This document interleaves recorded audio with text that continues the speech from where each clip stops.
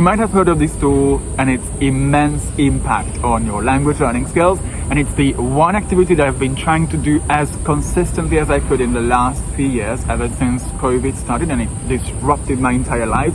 And I can't recommend it more to every single English student, and I see that my students are able to reduce their stress levels and anxiety, improve their focus so they can absorb more of the language, remember the vocabulary, the grammar that they are learning, and probably the most important, it helps them stay patient and consistent with their language learning when they learn how to speak to themselves in a positive way. And this skill that I'm going to be telling you more about in this video, and how it can drastically improve your English language skills, your performance with speaking English, is a 10-minute meditation every single day. I've been pretty open about it, but meditation has been a lifesaver for me, especially back in those dark days of COVID. And in today's video, I'm going to tell you more about how simply investing your time and a bit of an effort while you're building this skill into a 10-minute meditation practice can supercharge your fluency, increase your confidence, and how to make this whole meditation and mindfulness thing feel less uncomfortable by focusing on understanding what meditation actually is supposed to be about. Because one thing is for sure, meditation is not all about getting rid of the thoughts you have in your head, which is what most people believe meditation is all about. For the longest time, I used to struggle with kind of chronic anxiety and high functioning anxiety. And I've shared more about my own journey towards not wanting to do everything perfectly or be perfect in a previous video, but I used to worry so much about my English. I was concerned that I didn't have a native accent no matter how hard I tried. I also wasn't sure if I was going to understand all the people I was speaking to in a conversation, which held me back from so many opportunities to speak with other people. And I had a really hard time accepting the struggles putting sentences together involves, especially for someone like me whose first language is Hungarian, which is a language grammatically, vocabulary-wise, pronunciation-wise, a completely different language from English, especially when I had to do all of this in front of other people at the beginning stages of my fluency journey. I actually came across the idea of meditation during the pandemic, when obviously we all had a lot of extra time to do things with our lives.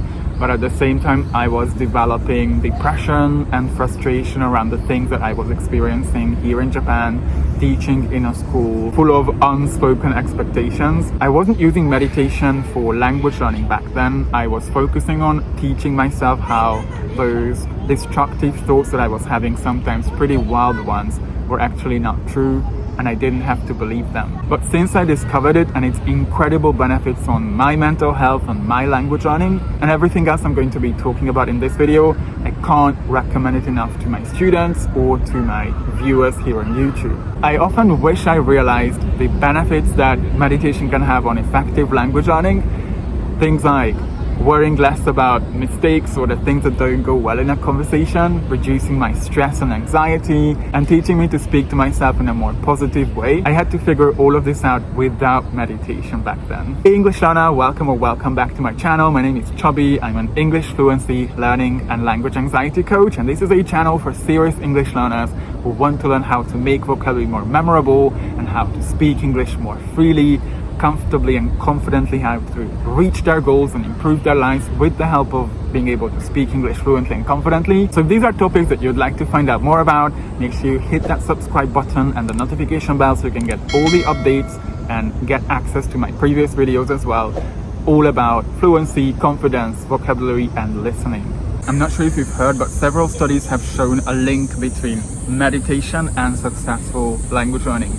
Those successful English communicators who have the habit of meditating on a regular basis usually report reduced stress and anxiety levels, increased focus, memory and learning capacity, and generally have a more positive view of themselves as language learners and have a more positive outlook on their language learning journey as well. And if you've seen any of my past videos, my TikToks, you know my content, or some of my programs, you know that this is exactly what I think effectively learning English is all about: high quality learning and developing and eventually cultivating a growth mindset. Now let's break down what meditation actually is, because there's a lot of resistance around people who've never tried it or who have tried for a few times but they've given up because of all the struggles they were experiencing. The goal of meditation is not to get rid of your thoughts. Thoughts will keep coming for the rest of your life, whether you want them to come or not. So it's more about just being in a certain state and letting those thoughts come and go. Meditation is all about training your mind and training yourself to understand how your thoughts are just thoughts, and finding ways to bring yourself back to the present and focus on what actually is, instead of what things you expect to happen in the future or things that happened in the past that you still keep ruminating on. Think of it, this is how I always explain this to my students, like looking at the sky, and every single cloud you look at is a thought in your head. As you're training yourself to observe your thoughts as they are, not take on every one of your thoughts and believe to your core that that's actually the truth, you realize that not everything that you think is actually true, and that not every single thought is something you should spend weeks, months or years holding on to and thinking about.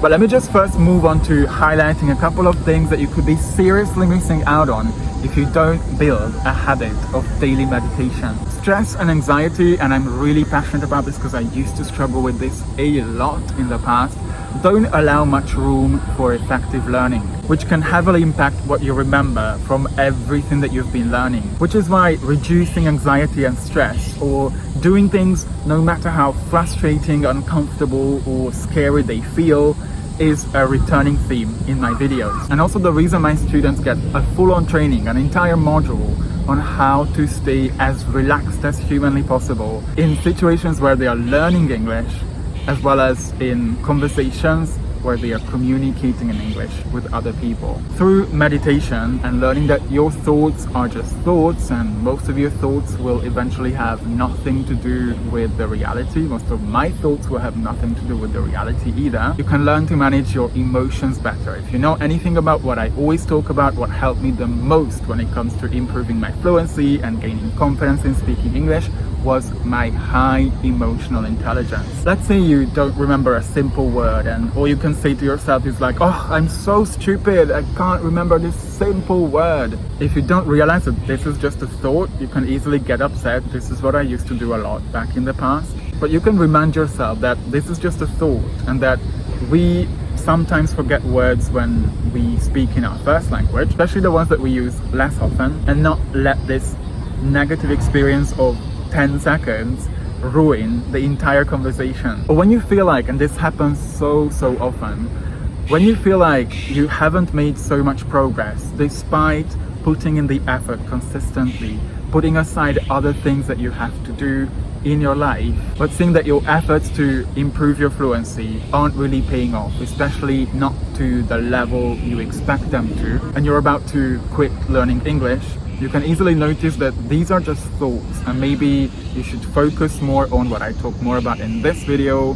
celebrating the small wins throughout the journey, the achievements you've already made about English, because I'm sure no matter how long you've been putting in the effort, there has been some progress, and some progress is still better than no progress. And then you can find reasons to actually stay on track, which is something so important if you want to stay in the long game. When you listen to some people speaking in English, or you watch a movie, you decide to just watch part of it without subtitles, but you can't seem to keep up with the speakers because they just speak so fast. Now this could be related to what we call your working or short-term memory, and I've always wanted to make a video about short-term memory. Maybe I should be making a video on the importance of working memory very soon.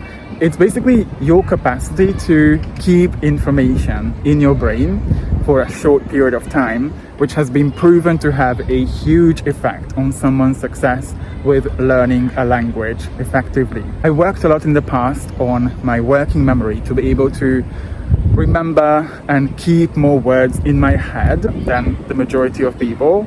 And this is what I help my students with as well, especially if they struggle to understand fast English speakers or can't seem to communicate because they can't keep so many words in their head. But meditation has been proven to actually help you a lot with your working memory, and it helps us hold and process vocabulary, grammar structures, and all of those sentences that we want to use to communicate more effectively. The reason processing is so important if you want to improve your fluency is because we often find ourselves understanding a lot of vocabulary, a lot of grammar structures that we don't see ourselves actively using in conversations. We've never learned to naturally use them because we haven't processed the grammar structures or vocabulary in our brain, so we can easily recall it automatically without thinking. Processing language is something we pay a lot of attention to inside my fluency program, the Proficiency Fortress, and that's basically the reason I was able to learn to speak English with impeccable grammar and communicate with a wide range of vocabulary. And I'm always more than happy to share with you my own experience and the strategies I was using, so make sure you watch this video in its entirety if you want to find out more about